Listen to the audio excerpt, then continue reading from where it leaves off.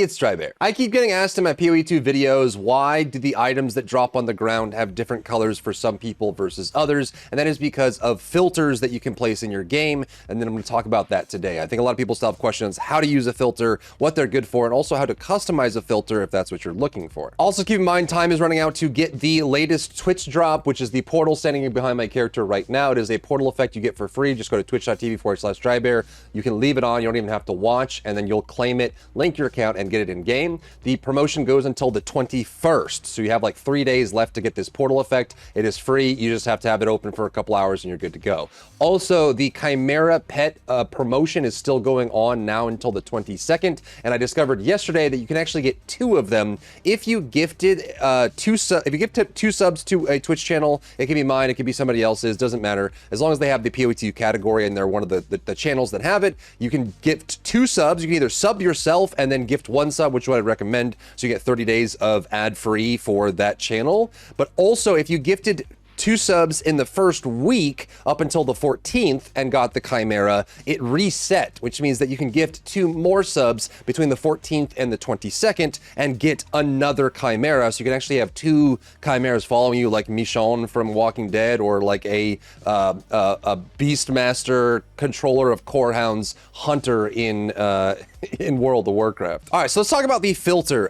The big thing right here, I hate saying this, it hurts me every single time, but it is only for PC right now. There's no way, as far as I know, to download and install a filter on console. If there is, please let me know. I'd love to share that information. But you will be able to download a filter online on a PC and install it into your local filter folder on PC in order to get the filter activated. So I have no filters on right now, and I have a bunch of stuff that we can show off what it looks like when you put it on the ground. So normally without a filter, you're probably used to some of these very valuable items appearing on the ground looking like this. They all look the same, and it's basically based on their rarity and what they look like, and they will have their own kind of treatment and effect on the ground as well. However, the filter system that existed in Path of Exile 1 exists in Path of Exile 2, and so you're able to mess around with the visual representation of all of these items individually, but also the importance, the size of the text, and what sound plays when the item lands on the ground. And you'll notice that right now,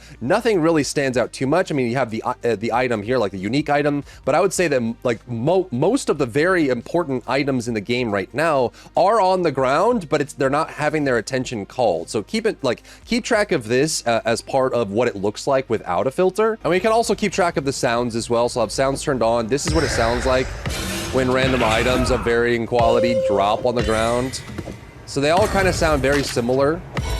They all have their own kind of treatment. They don't really stand out all that much. When you get armor or weapons, they kind of have their own sound there. So that's without a filter. Now this is with a filter turned on. So you'll notice that it's bigger sound effect, bigger beam, and then the sounds change pretty dramatically. And you can notice that some of these have a very different representation, different color, different sound, different treatment.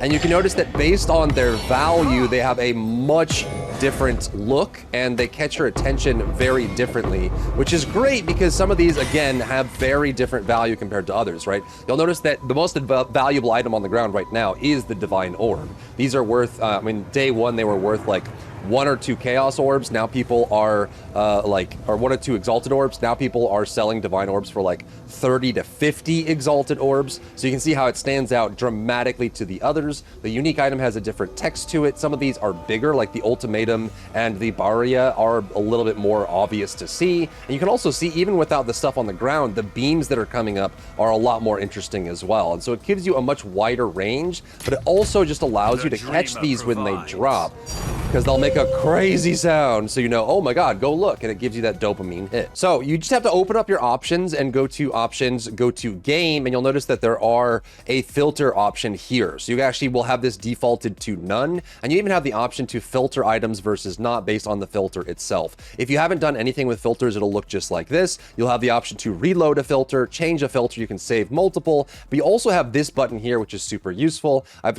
walked people through the process of installing filters, and this is like a super useful button. When you open this opens the file folder that your filters will be stored into. So you can actually just open it directly and have that there. typically, especially if you're on Windows, this is going to go to Documents, My Games, Path of Exile 2. You will have a whole bunch of different options here for the different build and deploy, but all you have to do is, if you're looking for it, is just download a filter and place that dot filter here inside of the Path of Exile 2 folder. So you see I have NeverSync's light filter and the new version he just put out yesterday, having this inside of the folder. Once this is in here, you can refresh and then you'll see these showing up here. And that's how you turn these on and off. You can turn on one of the filters, it loads instantly, you can save. Now the items you drop will be based on that filter. You can load a new one, save. And what you can also do as well, which is I think was really cool, is you can actually hide ground filters as well. If you're leveling and you have a filter on, I would recommend having this off, just because while you're leveling, you will still want some items that you can craft with, and then you use, and you, like, for the first 15 minutes of leveling, you will be using scrolls of wisdom to identify things. But if you turn this on, it'll hide things, right? So some things that you put on the ground will just hide themselves or lose all their value because you just wouldn't really care about them in general, just because they don't have that much value, right? So like you have this loaded on, it will change the visual representation of some things. But if you hide it, you'll be able to, if you turn it off, it'll show everything, even things that have less importance, but it will still show things that have like crazy value as representation on the ground, which I think makes the experience a lot better, and also just gets you excited when you find when the sound plays, you're like, oh my god, I got something good. So I'll put a link down below in the comments and the description for the NeverSync. NeverSync is one of the most popular filter makers for Path of Exile 1. They are working on Path of Exile 2. They said that they will be working on their filter blade system and like more heavy duty things that you can choose between them, and also just like a UI for changing filters that make it easier. But they've made two major filters that they're messing around with. One that they released with the launch of the game, and one that they launched yesterday that has a whole bunch of really cool things. Currency highlights, being able to disable the scrolls of identify, scrolls of wisdom when you're doing a map, so you don't have to see them anymore. It just cleans up your screen. Some salvaging changes and things like that make it really nice. So for this, all you have to do is go to the link I have down in the description or in the comments, click on source code zip if you're on Windows, and get that zip file, open it up, and inside of it you will find the .filter file, which will look like this. You don't need the license or the GitHub details or the README in that. Just grab the .filter file and place it in that folder. Again, if you lose track of it, you can just open the in-game, go to options, go to game, and then open the file folder here, and it'll bring you directly to it. But that's not the end of this discussion, because I think there's going to be some other things that you want to be aware of.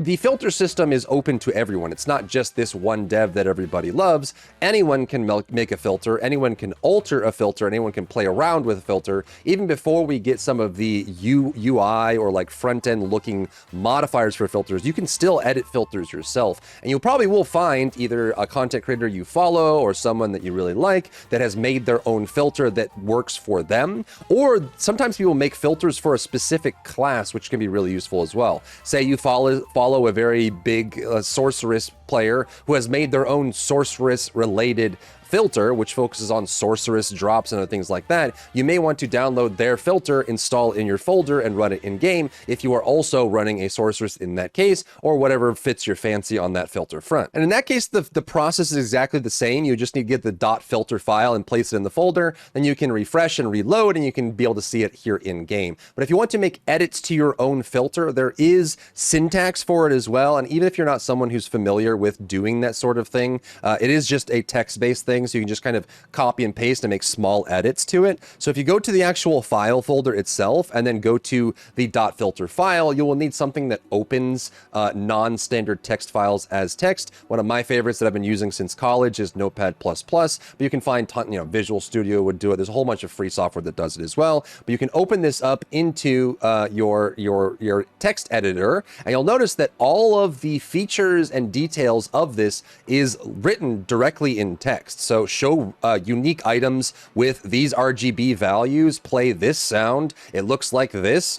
This is the map icon I want to use. And so if you wanted to dive into this, or maybe you wanted to make small like alterations to the way the filter works, you can just play around with this. You can find a lot of the detailed documentation online for the filters themselves. You can even just have it have a restriction. There's a lot of like, you know, variables that you can mess around with on when this turns on or off and that sort of thing. Or if you just, you know, find some basic guides. I'm not going to go through like all of the variables, how to text this all out and how to make it work. I just want to make you aware that it is here. It is just a basic text editor that allows you to play around with this. You just need to make sure the string matches the item and you know what the variables do and how to set up the values for different things. But you can make it so that, you know, I've had people ask me like, hey, I'm playing a monk and I want to know when a specific quarterstaff drops and I want that to be lit up more than anything else because I'm trying to craft the perfect slotted quarterstaff. So while I'm playing my monk in maps, I can know when that drops. You can just take something like this, right? So you can have it like find something that always works for like end game stuff. You can just copy paste the whole thing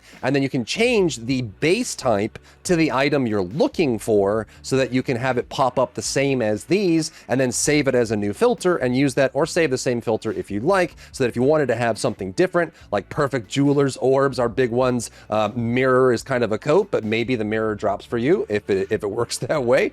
And you can have those options there and it will give you a little more freedom to customize your experience. And I think honestly, any game that deals with loot in any major capacity needs to have some system for filtering. And I think that Path of Exile has probably the best version that you can have. It's very customizable. It gives you a ton of options for like visuals and what it looks like. And it gives you just this really nice satisfaction of when things drop, they look different. They have different sounds. They really, really pop out from each other, right? So you can get all kinds of things, and I think it makes the experience better, and I highly recommend having one if you're on PC. And please, if you're someone who plays on console and you find a way to get this to work, I don't think there is until GGG adds support for it in game to be able to have a filter in there, or they add a UI for it. But on PC, at least you can get this kind of stuff, which I think is really cool. But that's it for filters. I keep getting the question of why loot looks different on my screen versus theirs, so I wanted to at least get that out there for people that were curious about it. And of course, let me know what we should cover in the next video down below. If you found value in today's video, leave a like down below, leave a comment for the algorithm to help this video get seen by more people, and don't forget to check out my other channels for other content and other stuff and other things.